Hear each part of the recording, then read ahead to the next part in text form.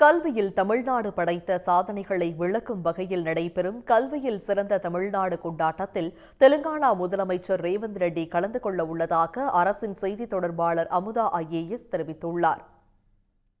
சென்னை நேரு உள்விளையாட்டு அரங்கில் கல்வியில் சிறந்த தமிழ்நாடு கொண்டாட்டம் வரும் வியாழக்கிழமை நடைபெறவுள்ளது.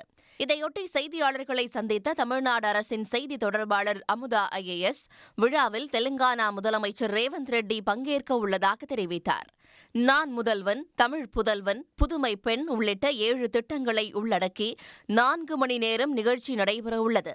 இந்நிகழ்வில் சாதனையாளர்கள் பங்கேற்பார்கள் என்றும் அரசு திட்டங்களால் பயன்பெற்றவர்கள் திட்டம் குறித்து பேசுவார்கள் என்றும் அமுதா தெரிவித்தார்.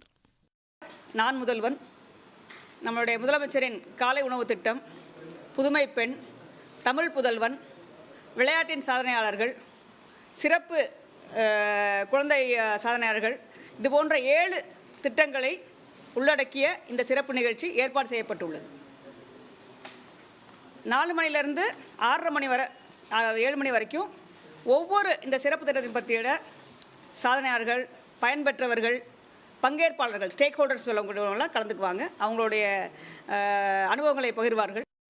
நான் முதல்வன் திட்டத்தின் மூலம் இதுவரை 14,60,000 பேர் பயனடைந்துள்ளதாகவும், தமிழ் புதல்வன் மற்றும் புதுமை பெண் திட்டங்களால் இந்த ஆண்டு 2,57,000 மாணவ மாணவிகள் பயன்பெறுவதாகவும், முதலமைச்சரின் காலை உணவு திட்டத்தின் கீழ் 37,416 பள்ளிகளில் 20,59,000 குழந்தைகள் பயன்பெறுவதாகவும் கூறினார். 500க்கும் மேற்பட்ட கோர்சஸ் அவைலபிளாக இருக்குது. Each course has been mapped to a particular degree program and students can do it in the first year, second year or third year. So இதனால் அவங்களுடைய கேம்பஸ் பிளேஸ்மெண்ட் பெட்டராக இருக்கும். நான் நார்மலாக ஒரு degree BA, BSc, BTech, BE இல்லைன்னா பாலிடெக்னிக்கில் diploma படித்தா கூட எக்ஸ்ட்ரா கோர்ஸ் படிக்கிறதுனால அவங்களுடைய கேம்பஸ்க்கு வரக்கூடிய பெரிய பெரிய கம்பெனிகள்லாம் அவங்கள வேலைவாய்ப்புக்கு எடுக்கக்கூடிய வாய்ப்பு பெட்டராக இருக்கும். ஸோ கடந்த ஆண்டுகளை விட ஒரு ஆண்டுக்கு சுமாராக 1,00,000 பேருக்கு கேம்பஸ் பிளேஸ்மெண்ட் ஜாஸ்தி கிடச்சிருக்கு.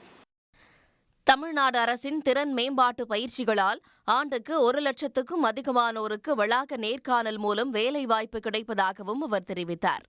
தமிழ்நாட்டில் பள்ளிக் கல்வியை முடிக்கும் 100 மாணவர்களில் 75 மாணவர்கள் உயர்கல்விக்கு செல்வதாகவும் அமுதா ஐஏஎஸ் தெரிவித்தார்.